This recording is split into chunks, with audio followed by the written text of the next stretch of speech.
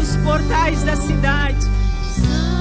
Esse é o anseio do teu povo, Deus. Esse é o anseio que queima em nossos corações. É se encontrar com o Santo de Israel. É adentrar pelos portais da cidade santa.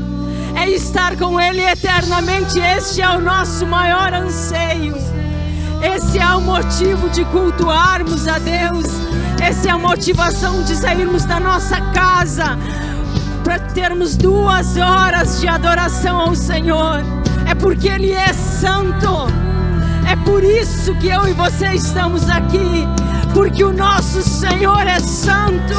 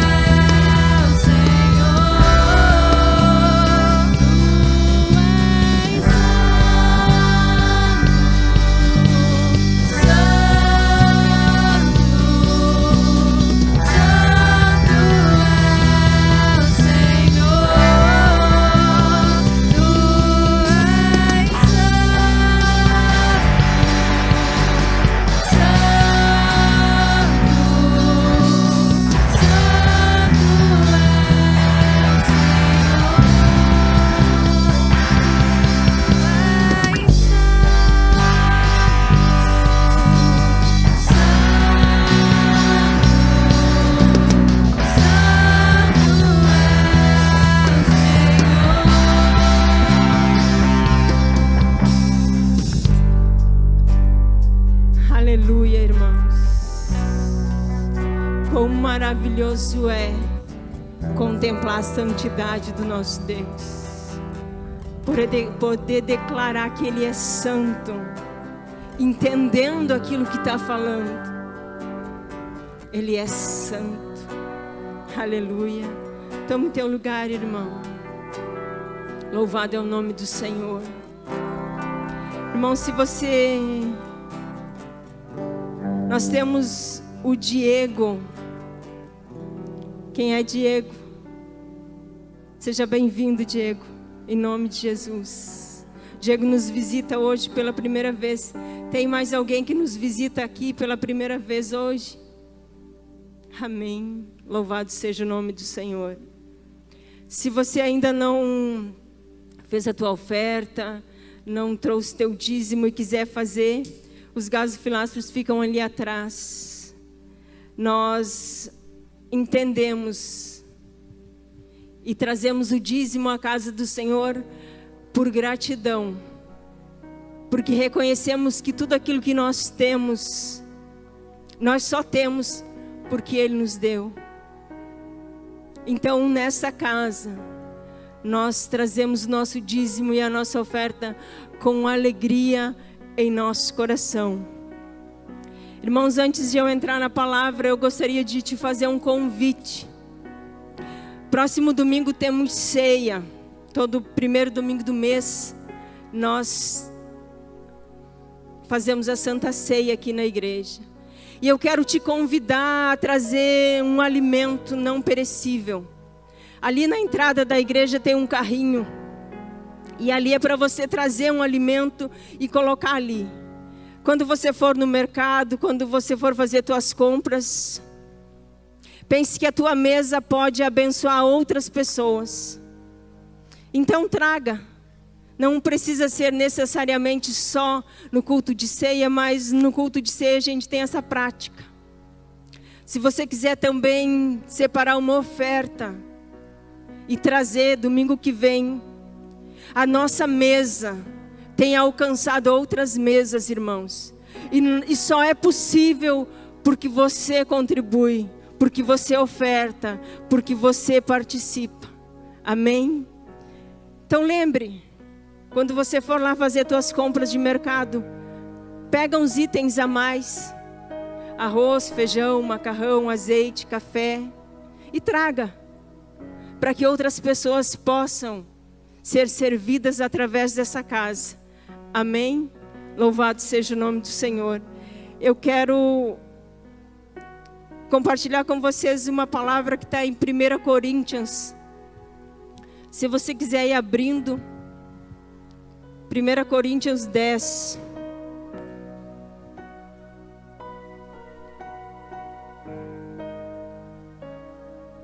Mas antes de eu falar na palavra, eu quero falar do autor dessa carta, o apóstolo Paulo. Paulo, ele era judeu e ele perseguia os cristãos. Perseguia aqueles que andavam no caminho, aqueles que tinham crido em Cristo. Para Paulo, eles eram inimigos. E Paulo estava indo para Damasco, no caminho de Damasco, com cartas para prender os cristãos que ele encontrasse. Mas nesse caminho, nesse trajeto, ele encontrou com o Senhor Jesus. Jesus apareceu para Paulo. E nesse dia, Paulo se converteu. Paulo mudou o curso da sua vida. Agora ele não é mais o perseguidor de cristãos, agora ele é aquele homem que estabelece igrejas. Aquele homem que fala de Jesus Cristo. Aquele homem que diz, agora você pode me imitar porque eu imito a Cristo. Irmãos, Paulo teve uma conversão verdadeira a partir de um encontro real com Jesus Cristo. O encontro real com Jesus Cristo muda a rota da nossa vida. O encontro que Paulo teve com Jesus Cristo mudou a rota da vida dele. E Paulo então agora estabeleceu uma igreja em Coríntios. E Paulo, quando ele encontrou com Jesus, ele era um homem de muito conhecimento. Ele dominava as escrituras da lei. Ele fala sobre si mesmo que ele era, diante da lei, irrepreensível. Circuncidado ao 8º dia, judeu verdadeiro. E aí ele disse, mas tudo aquilo que eu sabia, todo o conhecimento que eu tinha, passou a se tornar como esterco, como lixo, diante da grandeza de conhecer a Cristo. Tudo aquilo que você sabe, tudo aquilo que você aprendeu, todo o conhecimento que você tem, por todos os lugares que você andou, diante da grandeza de conhecer a Cristo, não tem comparação. Conhecer a Cristo é o maior ganho que o ser humano pode ter. Conhecer a Cristo é o melhor que pode acontecer na vida de qualquer homem e de qualquer mulher. Importa-nos conhecer a Cristo e ser conhecido de Cristo. Amém? Louvado seja o nome do Senhor pela tua vida. Porque se você está aqui hoje, você conhece Cristo ou você está querendo conhecê-lo. Ninguém vem numa igreja se não quiser conhecer o dono da igreja. Aleluia.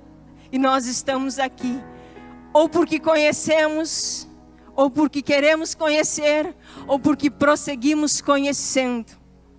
Eu prossigo conhecendo o meu Jesus a cada dia. Aleluia. E Paulo então estabelece uma igreja em Coríntios.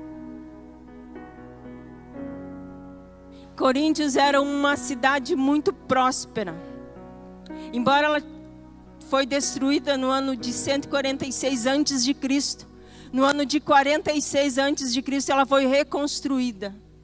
E ela era próspera, era uma das cidades mais importantes daquela época. Devido a ela ser uma cidade portuária, era uma cidade onde o comércio todo do Mediterrâneo, da Grécia, passava por Coríntio. Então era uma cidade, podemos dizer, um centro grande, uma cidade cosmopolita, uma cidade onde tinha várias culturas, vários povos. E Paulo, um homem estrategista, ele pensou: se eu pregar o evangelho em Corinto, o evangelho vai se espalhar devido ao fluxo de pessoas que vêm. Então Corinto era uma cidade rica, uma cidade próspera, uma cidade que cresceu muito financeiramente, mas porém era uma cidade depravada. Uma cidade onde a imoralidade era predominante.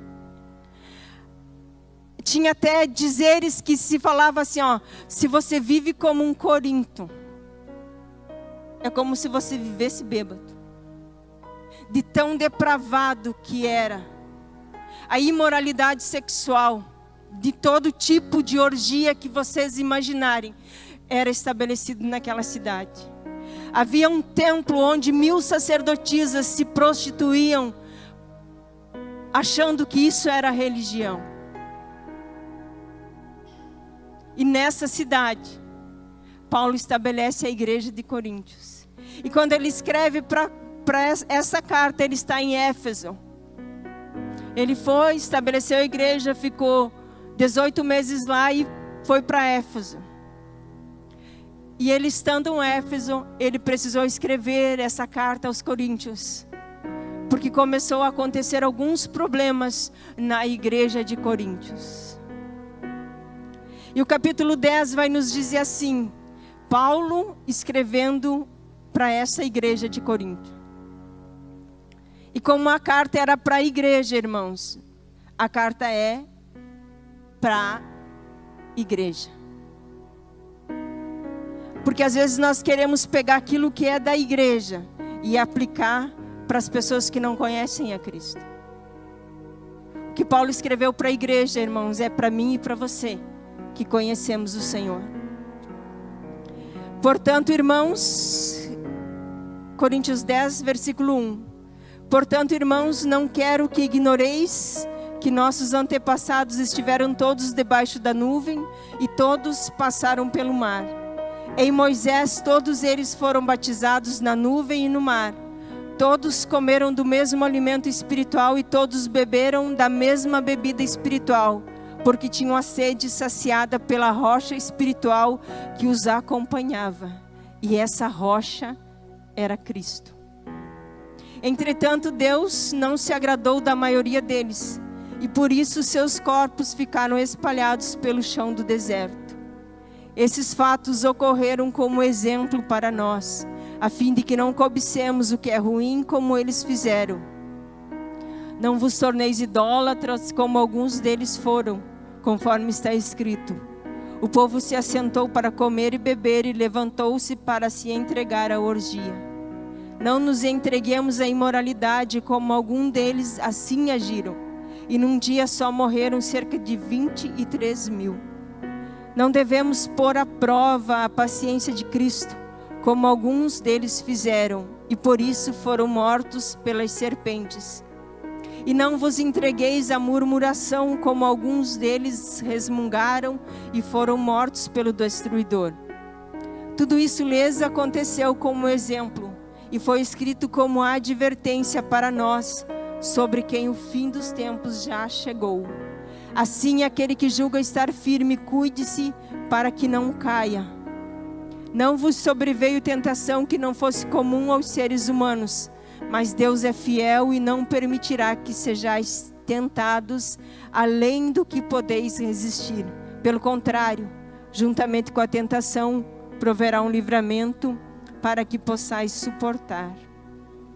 Amém. Pai, essa é a Tua palavra, Senhor. E a Tua palavra, Senhor, é suficiente para tocar o nosso interior. Espírito Santo, nós clamamos a Ti, que a mesma inspiração que Tu deu para Paulo escrever, o Senhor nos dê para compreender a Tua palavra, Senhor, nessa noite. Amém.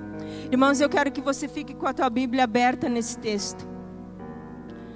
Porque do versículo 1 até o versículo 4, Paulo, ele fala sobre o que Deus fez com o povo de Israel.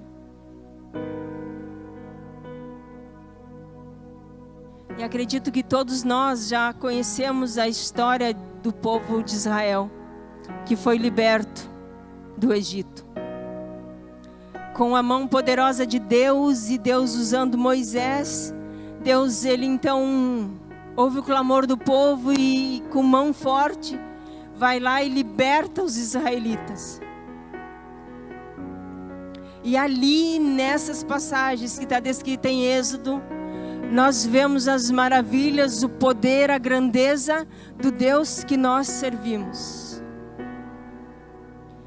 Deus, ele fez de uma forma tão grandiosa a libertação daquele povo, que quando Moisés tira aquele povo do Egito e eles estão entre o Mar Vermelho e os egípcios atrás, a palavra diz que o mar ele se abriu e o povo passou em terra seca.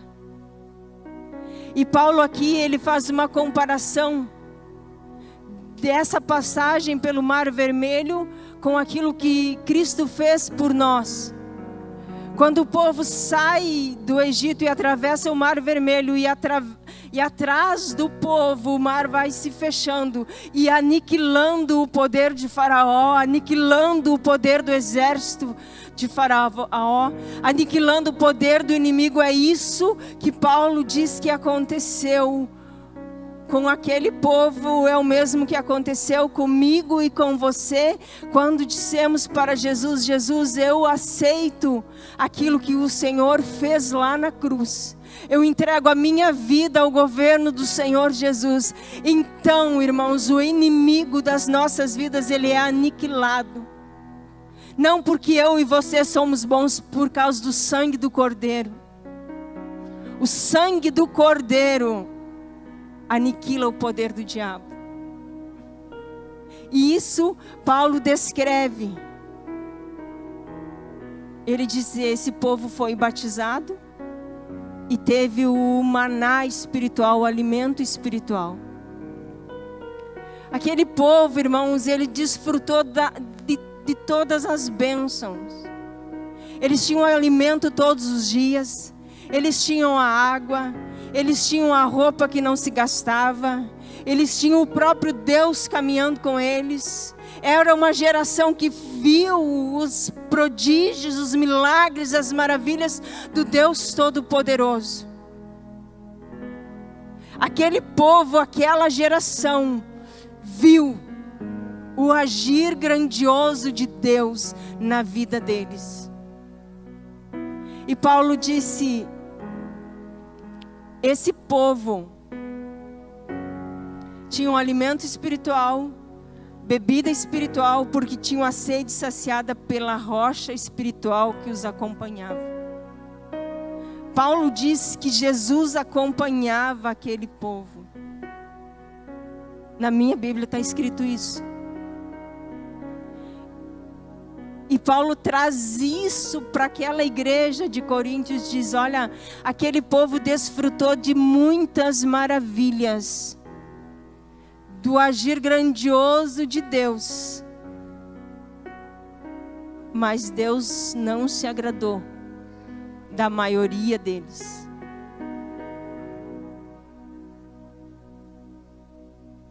Por quê, irmãos? Porque Deus tirou o povo do Egito com a promessa de levar o povo para Canaã, para que o povo entrasse na terra prometida. Então, quando Jesus nos resgata do domínio das trevas, existe uma promessa que nós cantamos aqui, que é de entrar na cidade santa. Então nós temos essa trajetória para cumprir. Igual aquele povo tinha um trajeto. Aquele povo precisava sair do Egito e entrar em Canaã. E nós precisamos, já saímos do Egito, mas nós precisamos entrar na Nova Jerusalém. Nós precisamos chegar na promessa. E aquele povo não agradou a Deus por causa das suas atitudes. E a palavra de Deus nos diz que da geração que saiu do Egito pela mão forte de Deus, só Josué e Calebe entraram. Por que que eles entraram? Porque eles creram naquele que fez a promessa. Eles não se apavoraram quando eles foram espiar a terra aonde tinha gigantes. Deus já tinha dado aquela terra para eles. E eles não pereceram como os outros, porque eles não se deixaram influenciar.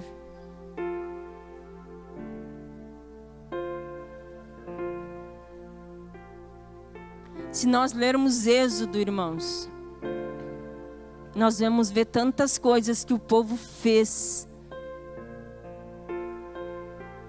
Quanta revolta, quanta murmuração, quanta coisa que desagradou o Senhor. Mas Josué e Caleb não entraram naquilo.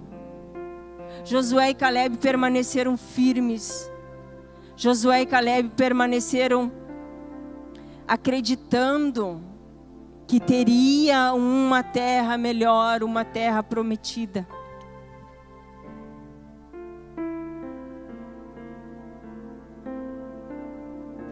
E eu e você precisamos não se deixar influenciar. Nós precisamos crer e entender aonde nós queremos chegar. Nós precisamos entender que nós estamos aqui peregrinando de passagem. O nosso lugar não é aqui. O nosso lugar é na eternidade com o nosso Deus. As nossas atitudes, as nossas condutas aqui vão definir se nós vamos ou se nós não vamos. Aquele povo foi todo liberto. Todo aquele povo experimentou o poder de Deus. E Deus não se agradou deles. Irmãos, o fato de nós dizer sim, de nós se batizar, de nós vir na igreja, não é o suficiente. Não é o suficiente, precisa mais.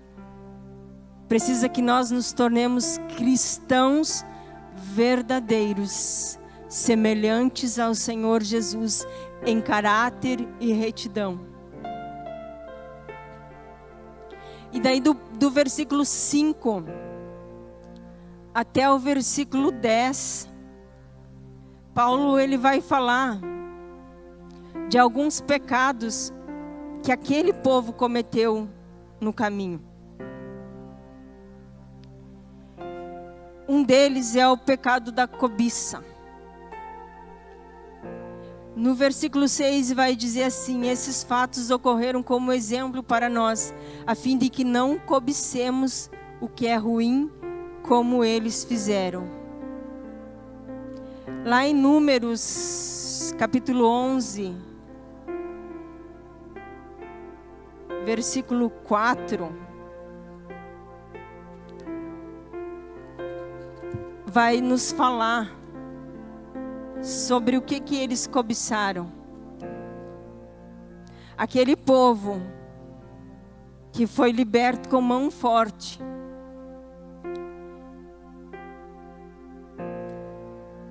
Números 11, 4 vai falar assim: um bando de estrangeiros que havia no meio do povo de Israel encheu-se de cobiça e gula, e até os próprios israelitas tornaram a reclamar, murmurando: quem nos dará carne para comer?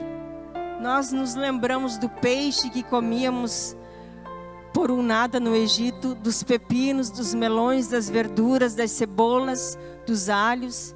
Agora estamos definhando, privados de tudo. Nossos olhos nada veem senão este maná. Eles sentiram saudade do que eles tinham lá atrás.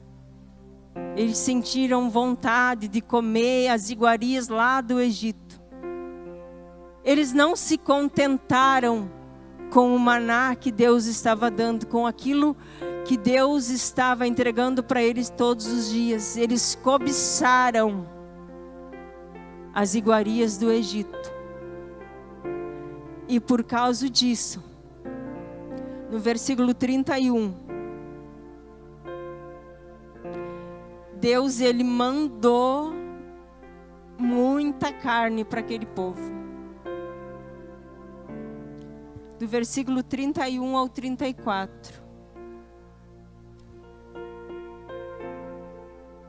Levantou-se então um vento enviado pelo Senhor e vindo do mar, que trouxe consigo um enorme bando de codornizes, e as arremessou sobre o acampamento.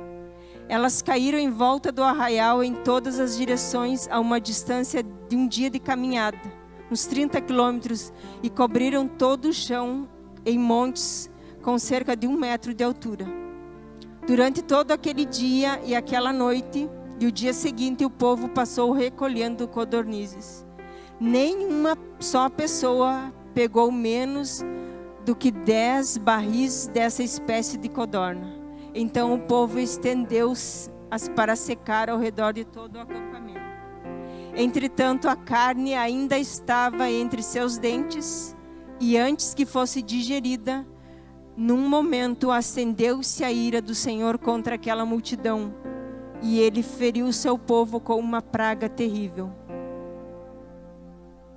Por causa desse acontecimento, o lugar passou a ser chamado de Sepulcro dos Cobiçosos, porquanto ali foram enterrados todos aqueles que haviam sido dominados pelo desejo das iguarias do Egito. Tem coisas que o povo de Deus tem que deixar para trás. Não podemos cobiçar aquilo que é mal, porque a cobiça levou muitos à morte.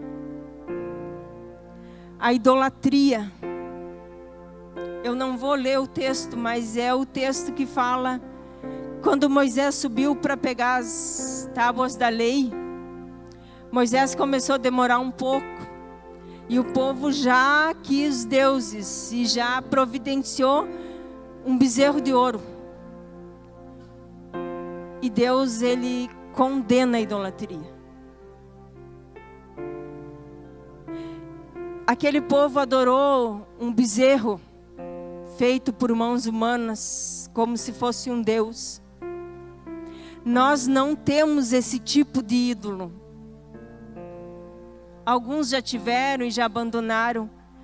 Mas idolatria, irmão, é tudo aquilo que ocupa o lugar de Deus na nossa vida.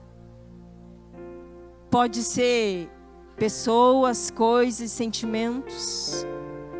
Tudo aquilo que ocupa o primeiro lugar. O primeiro lugar. Que não seja Deus, é idolatria. E nós precisamos romper com a idolatria. E às vezes nós idolatramos as coisas boas que nos acontecem. O nosso ministério, a nossa família, o nosso cônjuge, os nossos filhos, o nosso trabalho.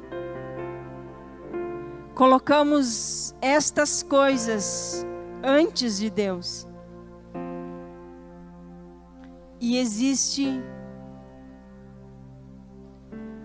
um trono dentro de nós que deve ser ocupado pelo nosso Senhor. Que nós venhamos a analisar o que está em primeiro na nossa vida. É o Senhor, aleluia, glória a Deus, maravilhoso. Mas se tiver algo ocupando esse lugar, é necessário arrependimento e confissão e abandono, porque a idolatria fez o povo perecer no deserto.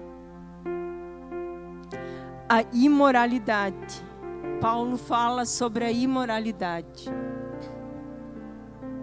Não nos entreguemos à imoralidade, versículo 8. Como alguns deles agiram E num dia só morreram cerca de 23 mil. A Bíblia relata que os homens de Israel começaram a ter relações sexuais com as mulheres moabitas. E não só a relação sexual, como adoraram aos deuses moabis. Irmão, Deus condena a imoralidade sexual. Isso é bíblico, é fato e é pecado. Todo e qualquer tipo de imoralidade sexual é condenado por Deus. Deus tem o padrão dele para a sexualidade. E tudo que fugir do padrão de Deus desagrada.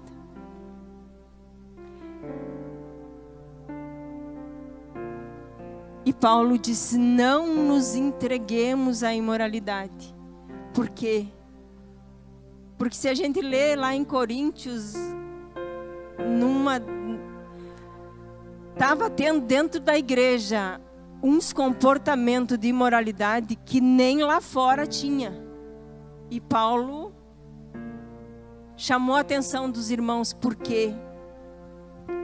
Porque Paulo escreve essa carta, por quê? Porque ele queria que o povo daquela igreja não tivesse o mesmo fim do que o povo do deserto teve.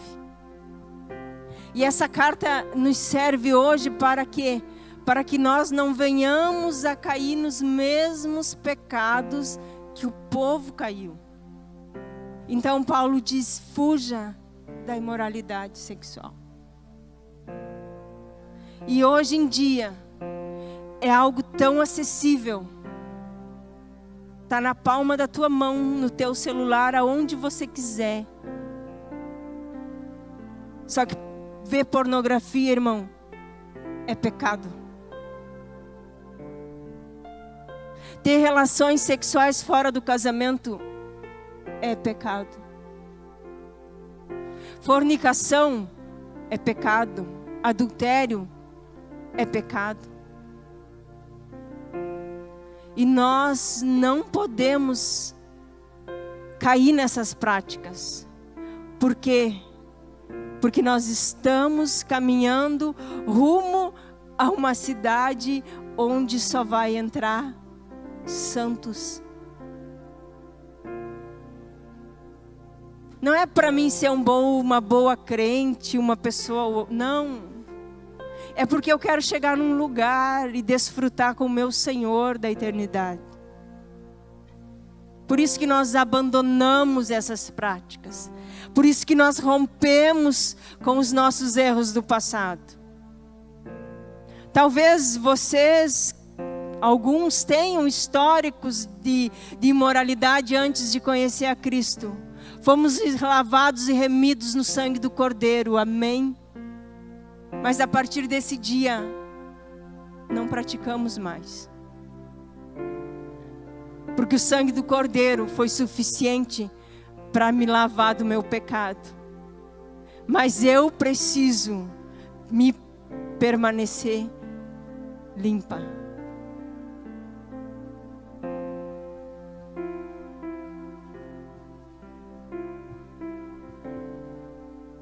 Não pôr Deus à prova. Versículo 9. Não devemos pôr à prova a paciência de Cristo, como alguns deles fizeram, e por isso foram mortos pelas serpentes. Eu vou ler esse texto, irmãos.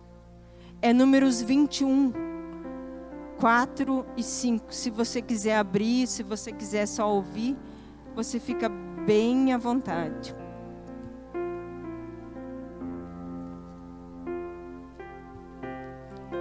Números 21.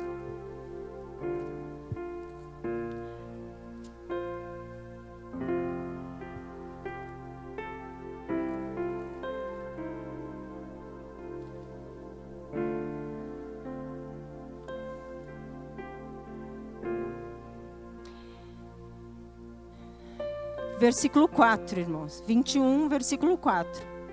Então os israelitas partiram do Monte Hor pelo caminho do Mar Vermelho, que vai até o Golfo de Acaba, para dar a volta em redor da região de Edom.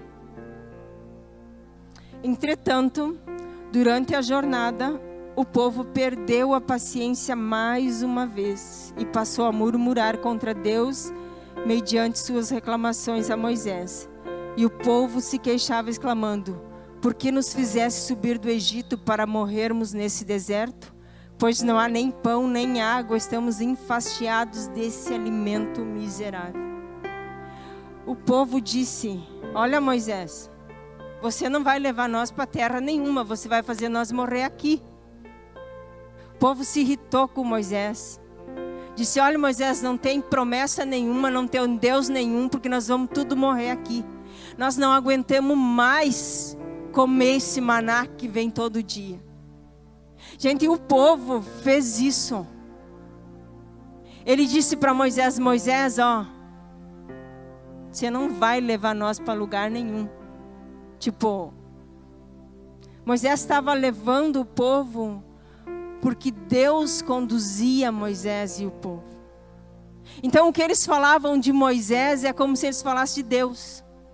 Eles disseram: olha, não tem Deus nenhum, não tem promessa nenhuma, não tem terra nenhuma, nós vamos morrer tudo aqui.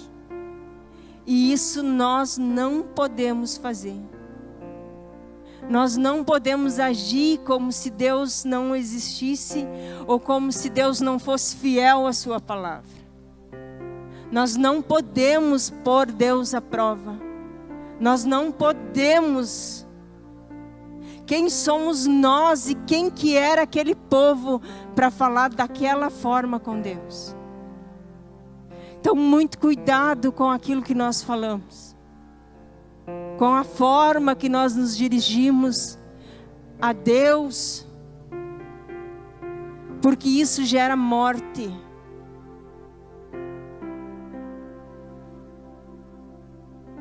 E a murmuração. Murmuração foi uma das coisas que mais teve no Êxodo. Se vocês já leram o livro de Êxodo, vocês viram. Êxodo, Números, como aquele povo reclamou. Como aquele povo murmurou. E por causa da murmuração, eles não entraram na terra. E Paulo disse que os corpos deles ficaram prostrados, caídos no deserto. E há relatos de milhares que morreram quando Deus se irava. Porque Deus se irava. E Deus se ira, irmãos. O Deus Todo-Poderoso se irava com aquele povo. Números 16 vai falar da murmuração.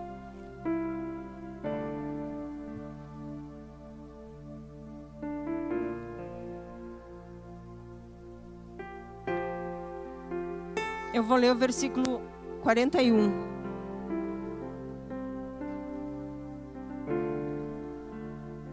Números 16, 41. Contudo, no dia seguinte, todo o povo de Israel começou a reclamar contra Moisés e Arão, murmurando: fizestes perecer o povo do Senhor. Quando, porém, o povo se ajuntou novamente contra Moisés e Arão, eis que eles se voltaram para a tenda do encontro. Repentinamente a nuvem cobriu e a glória do Senhor surgiu. Então Moisés e Arão se dirigiram para a frente da tenda do encontro, e o Senhor avisou a Moisés: ide, sai do meio dessa congregação, e em um só momento eu aniquilarei todos. Nesta passagem, Deus estava disposto a aniquilar todos, porque mais uma vez eles murmuraram. Mas Moisés e Arão se prostraram. E Arão foi fazer um sacrifício. E por causa disso, Deus cessou a matança.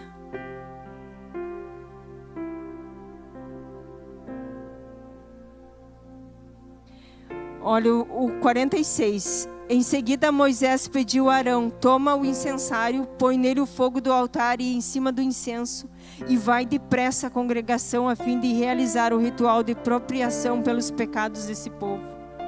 Porquanto partiu grande ira da presença do Senhor e a mortandade já começou entre o povo. Arão procedeu exatamente como Moisés lhe pedira e correu para o meio da assembleia. A epidemia de fato já havia iniciado seu trabalho entre o povo. Contudo, Arão ofereceu o incenso e realizou o sacrifício de expiação pelos pecados do povo. Arão colocou-se entre os mortos e os vivos, e a praga cessou. Deus ia matar todo mundo, irmãos, por causa da murmuração. Então a murmuração é algo muito sério. Quando nós murmuramos, é como se a gente não acreditasse na bondade de Deus. É como se a gente não entendesse quão grande e poderoso é o nosso Deus. Então, irmão, não murmure em situação nenhuma. Se você não está feliz no teu trabalho, não está contente com o teu trabalho, não murmure.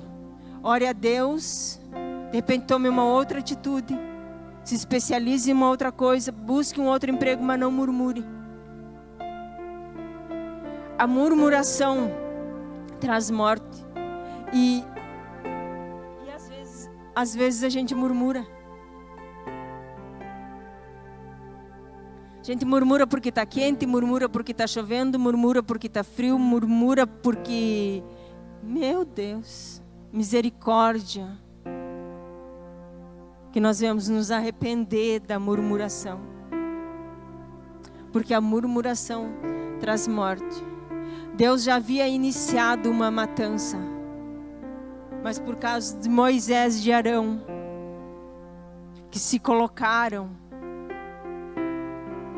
Deus cessou. Então, irmãos, Deus, Ele é bom. E com certeza você já desfrutou da bondade de Deus. Aquele povo desfrutou da bondade de Deus, da provisão diária, do sustento diário, da promessa. Mas aquele povo não agradou o Senhor. Nós desfrutamos da bondade do Senhor todos os dias. Quando nós abrimos os nossos olhos pela manhã, entendemos que as misericórdias do Senhor se renovaram. Ah, Jesus, obrigado por mais esse dia. Obrigado pela oportunidade que o Senhor me dá de me tornar um pouquinho melhor na Tua presença. Jesus, que eu possa hoje glorificar o Teu nome aonde eu for. Que eu possa hoje não te envergonhar. Porque às vezes a gente anda tão no automático que a gente esquece da misericórdia de Deus. Se nós abrirmos os nossos olhos, é uma chance que Deus nos dá de conserto, de arrependimento,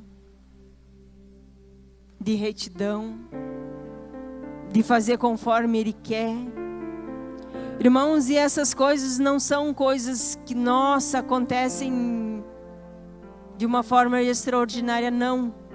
É no nosso cotidiano, no nosso dia a dia, que nós somos provados e aprovados pelo Senhor.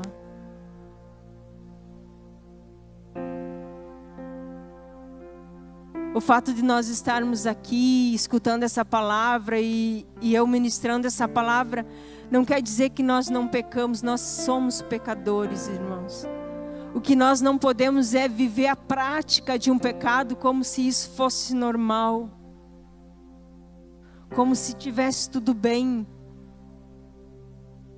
Não. O certo, o bom, é que nós não pecasse. Mas se acontecer, nós temos para onde correr. Nós temos a cruz de Cristo. Nós temos para onde levar. Não precisamos ficar com isso. Então, Paulo relata 5 pecados aqui: cobiça, idolatria, imoralidade, tentar a Deus e murmurar. Ele relacionou esses pecados que aquele povo cometeu e por isso não entrou. E ele falava para a igreja de Coríntio e fala para nós hoje.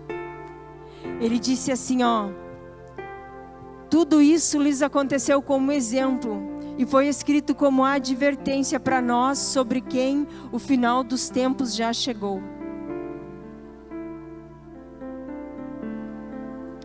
Desde o dia que Jesus Cristo morreu e foi crucificado, até o dia da sua volta, até o dia do seu retorno, é o tempo do final dos tempos. Então essa advertência é para nós, era para as igrejas do passado, para nós hoje e para aquelas que vão vir, se virão além de nós, não sei. Mas é para a igreja essa advertência.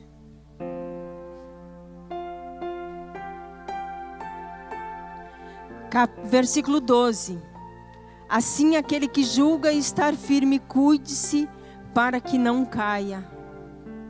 Paulo disse, olha, vocês que pensam que estão muito firme, muito espiritual, muito cheio de dons, muito no mover, cuidado, se cuide para não cair, porque quando a gente pensa que está muito bem, a gente corre o risco de se tornar soberbo, e a soberba precede a ruína.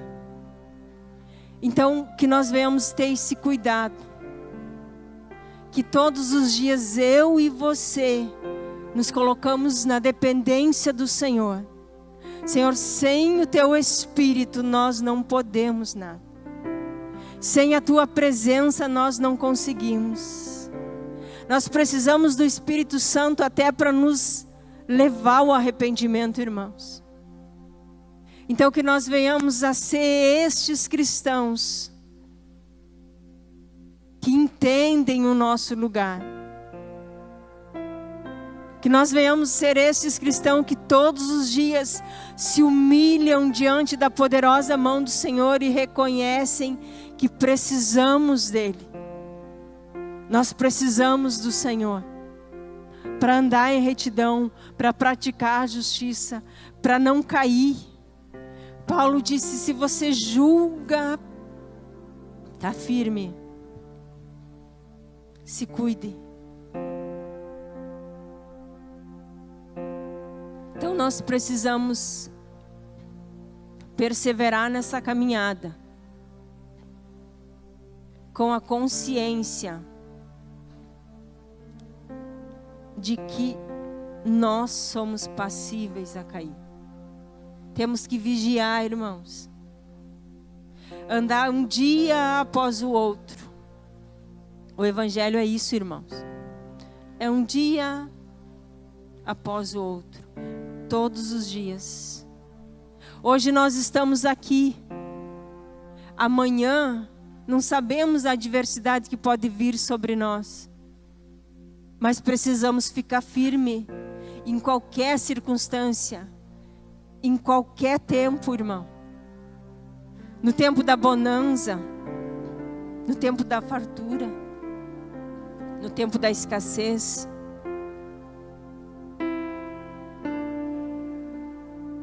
No tempo da saúde, no tempo da doença. No tempo que estamos com ótimo emprego, no tempo que estamos desempregados, nós precisamos permanecer firmes no Senhor. Firmes no Senhor. Versículo 13. Paulo diz, não vos sobreveio tentação que não fosse comum que não fosse comum aos seres humanos. Mas Deus é fiel e não permitirá que sejais tentado além do que podeis resistir. Pelo contrário, juntamente com a tentação, proverá um livramento para que a possais suportar.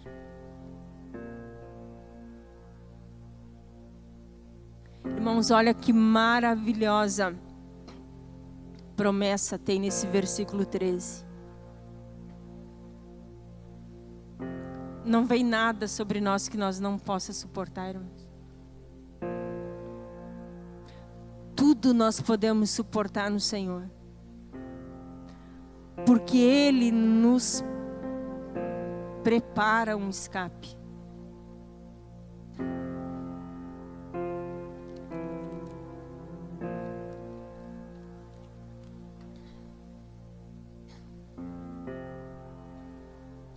Irmãos, existe uma diferença entre pecado e tentação.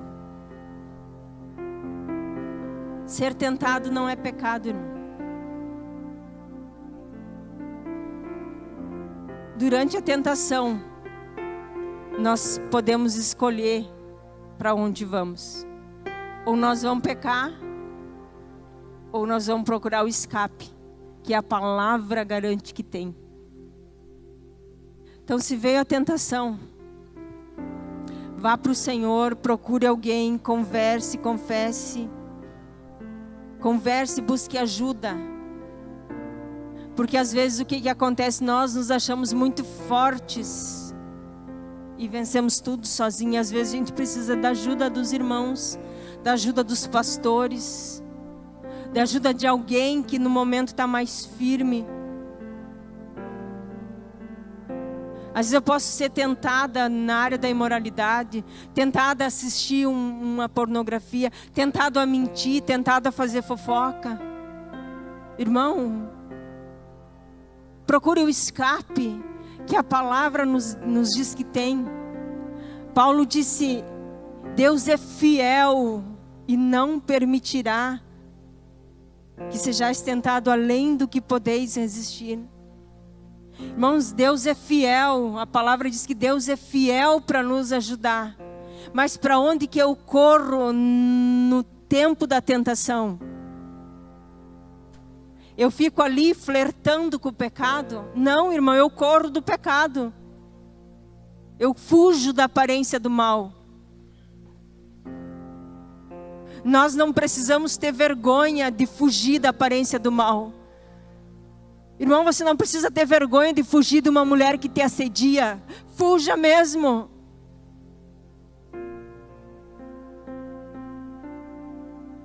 O que você não pode é cair na cilada do inimigo. Eu falo irmão, mas as irmãs correm o mesmo risco. Nós precisamos fugir. Como José fez, foi para a cadeia, mas não caiu em adultério. Sabe, nós não podemos flertar com o pecado.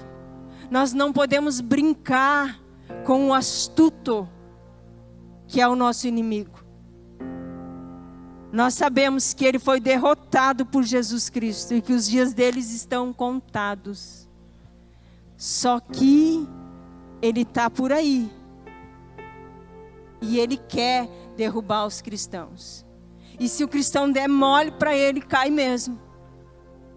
Então nós temos que identificar o que é pecado, o que desagrada ao Senhor e fugir disso. Fugir, irmãos. Não tem problema nenhum de você ser taxado de careta, de grosseiro. Ai, você é muito mal educado com as mulheres. Que seja mal educado com as mulheres, preserve o teu casamento. Preserve a tua relação com teu cônjuge. Nós não precisamos agradar a sociedade, nós precisamos agradar o Senhor, nós precisamos agradar a Deus. Nós precisamos ser o povo que agrada o Senhor. Sabe, irmãos, uma das coisas que eu mais temo em toda a Bíblia é uma passagem que está... Eu não vou dar o endereço, mas é aquela passagem que o pessoal chega lá diante de Jesus e diz: eu profetizei em teu nome, eu curei em teu nome, eu expulsei o demônio em teu nome, e eu fiz um monte de coisa em teu nome. E Jesus disse: mas quem é você? Eu não te conheço. Gente, só de eu pensar nisso me dá um frio. Já pensou?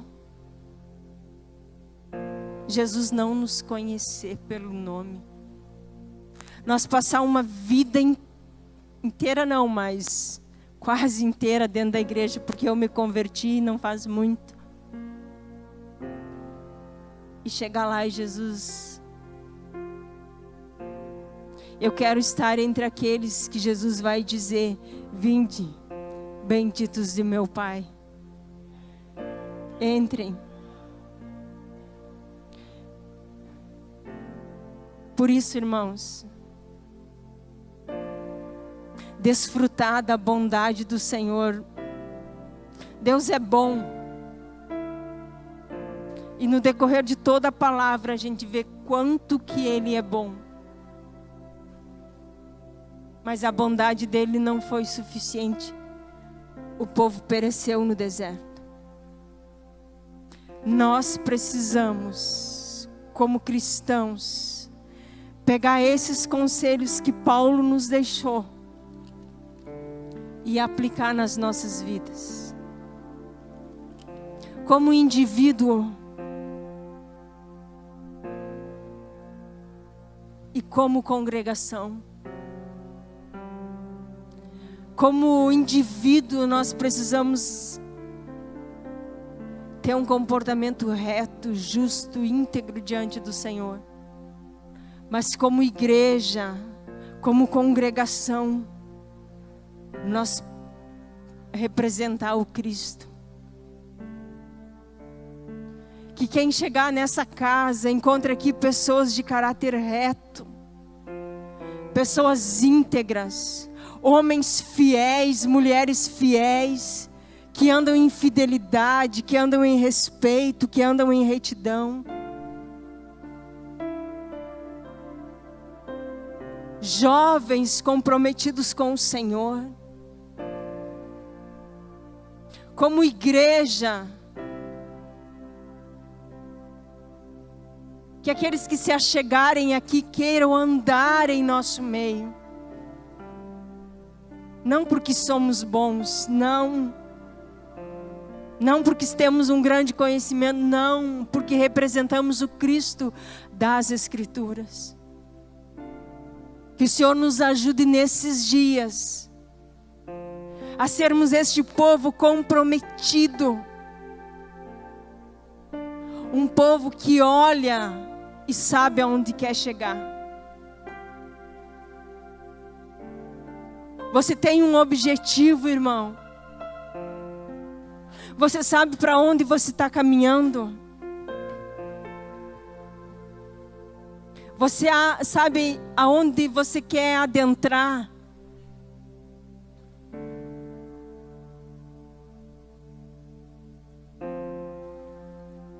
Caminhe com perseverança.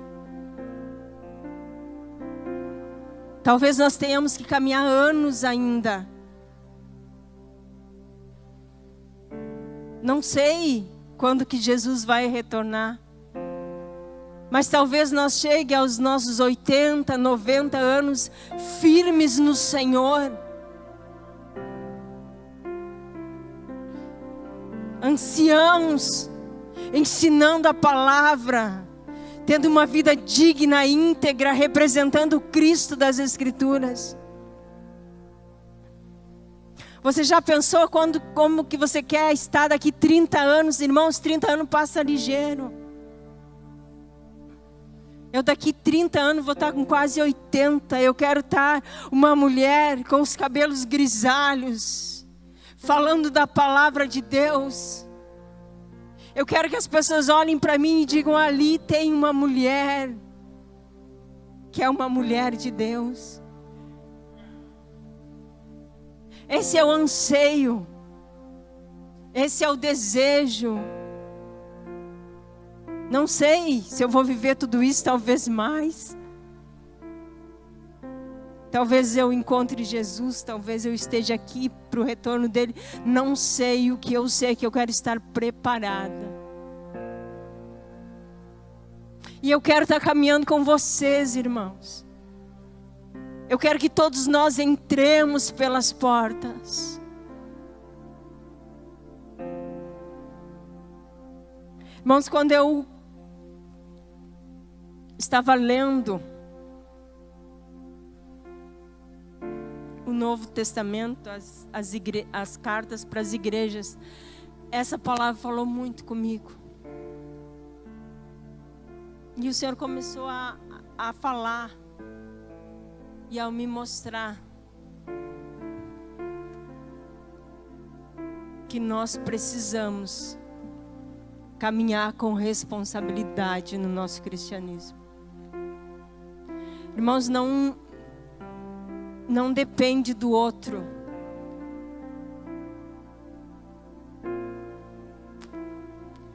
Não depende do outro, depende de cada um. Nós caminhamos juntos, irmãos. E todos nós vamos chegar. Só que cada um vai dar conta de si. Cada um vai dar conta de si. Que o Senhor tenha falado ao teu coração, assim como Ele falou ao meu, quando eu li essa palavra. A mensagem que queima no meu coração é isso, irmãos. É um foco. É olhar. É perseverar. É caminhar. É buscar. A cada dia. Não tem nada de extraordinário. O Evangelho é o nosso viver diário. E no nosso viver diário, naquilo que a gente desempenha todos os dias, o Senhor nos mostra quem nós somos ainda. O que tem dentro de nós que precisa ser lançado fora. Porque todos esses pecados que Paulo relatou aqui, são pecados que a gente olha e a gente enxerga, nossa, a pessoa é imoral, a pessoa é idólatra. Mas tem umas coisas dentro de nós, irmãos, sentimentos que desagradam o Senhor e que precisam ser retirados.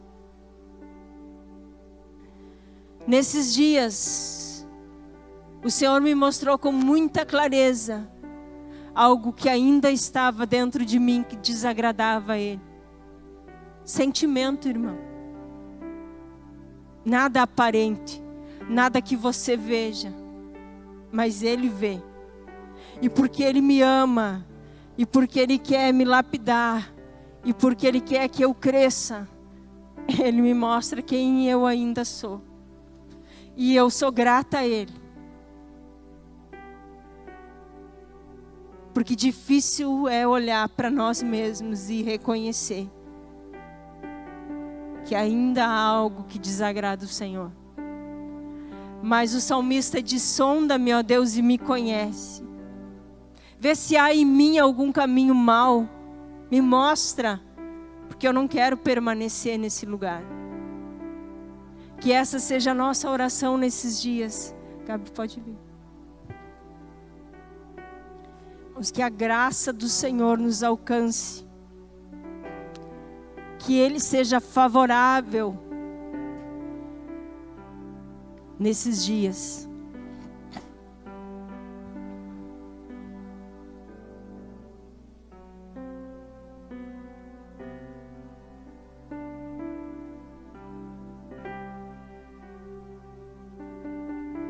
Que nós possamos levar nessa noite para a nossa vida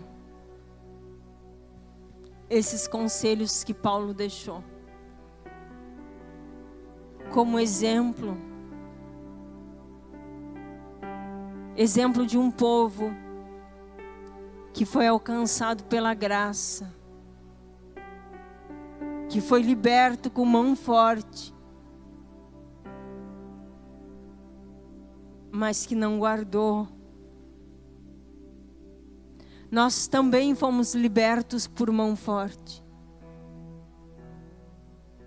O que Jesus fez naquela cruz não dependeu de nós, mas foi em nosso favor.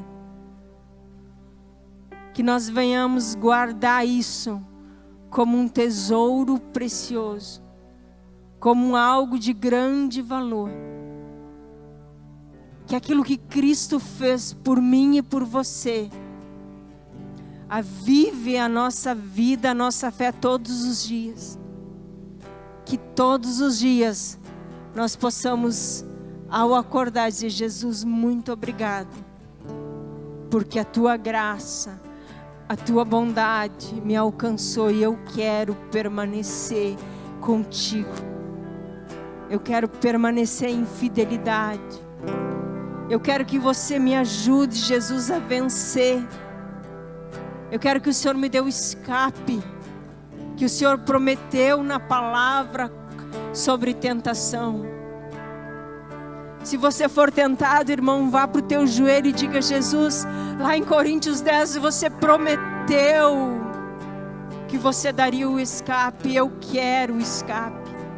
Eu quero ser livre. Eu não quero pecar. Se coloque de pé, irmãos. Louve ao Senhor. Se teve algo que falou o teu coração nessa noite, guarde isso.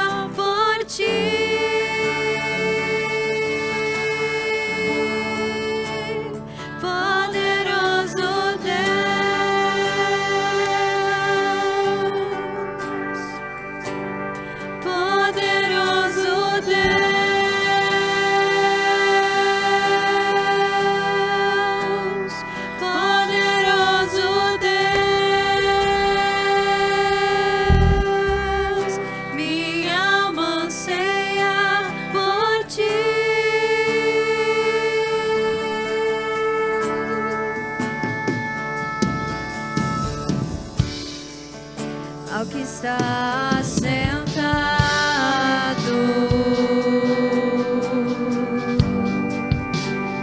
no trono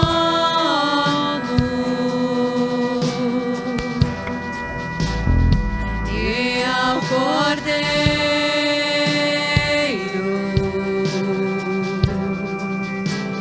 seja o louvor.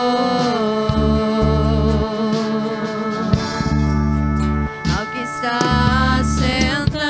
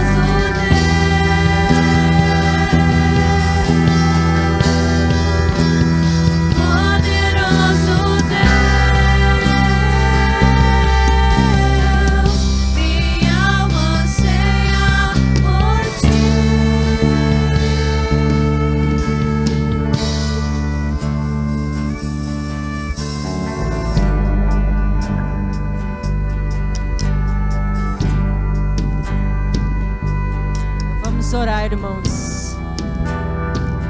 Pai, nós te agradecemos pela tua fidelidade, Senhor. Te damos graças, Senhor, nessa noite pela tua palavra, Senhor. A tua palavra, Senhor, é a verdade, Senhor, estabelecida por ti. Pai, a tua palavra, Senhor, diz que o Senhor é fiel.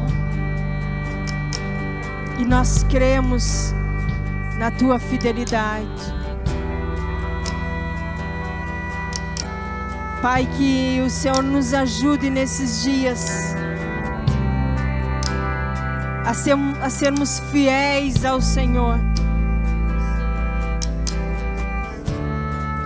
Fiéis à aliança, Senhor, que temos contigo. Sabemos da tua fidelidade, Deus, mas nós pedimos que o Senhor nos ajude a nós sermos fiéis a ti. Pai, nos ajuda a sermos comprometidos com o Senhor, com a tua palavra, Senhor, com a tua igreja. Muito obrigada, Senhor, pela porção, Senhor, dessa noite. Muito obrigada pelo teu Espírito, Senhor, que nos ajuda todos os dias. Pai, o Senhor conhece, Deus, a cada um de nós. O Senhor conhece as nossas fraquezas, as nossas dificuldades, os nossos maiores anseios, Deus. Pai, nós clamamos a Ti, ao Teu Santo Espírito,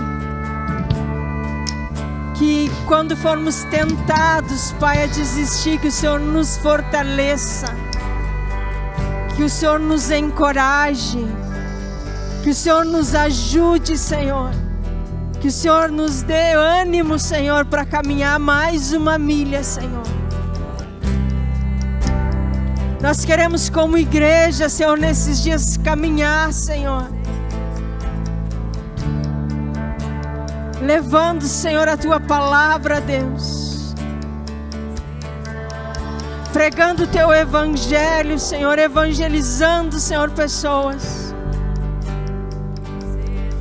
trazendo pessoas a Te conhecerem, Senhor.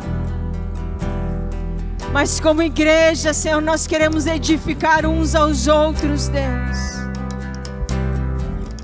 Que cada um, Senhor, possa ajudar o outro, Deus, nessa caminhada, Senhor. Que cada um de nós encontre alguém, Senhor, para caminhar ombreando, Senhor. Alguém que venha nos ajudar, que venha nos fortalecer, que venha nos encorajar. Levanta, Senhor, nessa casa os encorajadores, Senhor, desse tempo. Sim, Deus. Levanta em nosso meio, Deus, aqueles, Pai amado, que vão encorajar, Senhor. Aqueles que vão ser fortalecedores, Senhor, nesses dias. Pai, que nós possamos andar, Senhor, em unidade de espírito, todos ansiando pelo mesmo lugar, todos ansiando, Senhor, entrar pelos portais da cidade santa. Sim, declarando numa única voz que Tu és santo. Deus, muito obrigado por essa noite. Obrigada por cada pessoa que está aqui, Senhor. Obrigada por aqueles que nos acompanharam, Senhor, pelas redes sociais, Deus. Obrigado, Senhor, por aqueles que ainda ouvirão, Senhor, essa mensagem. Nós sabemos, Deus, que em todas as coisas há um propósito, Deus. Muito obrigada, Jesus Cristo, pela revelação da Tua palavra. Obrigado pela liberdade que temos de cultuar o Teu nome, Senhor. Obrigado porque podemos abrir a Tua santa palavra e explanar ela, Senhor, nesses dias. Obrigada pela nação brasileira ser uma nação com liberdade, Jesus. Obrigada, Senhor, por todos aqueles que o Senhor tem levantado nesta nação, Senhor, para falar do Teu reino e da Tua verdade, Deus. Obrigada por todos aqueles que o Senhor tem edificado, Senhor, nesses dias, levantado para ataviar a Tua noiva, Deus. Sim, Deus, nós queremos ser a Tua noiva, que vai se apresentar para Ti, santa, sem mácula, pura, Deus. Por isso, Deus, nesses dias nós clamamos ao Teu Espírito. Nos leva, Senhor, a um lugar de arrependimento genuíno e verdadeiro. Nós queremos Te entregar, Senhor, tudo o que temos, tudo o que somos.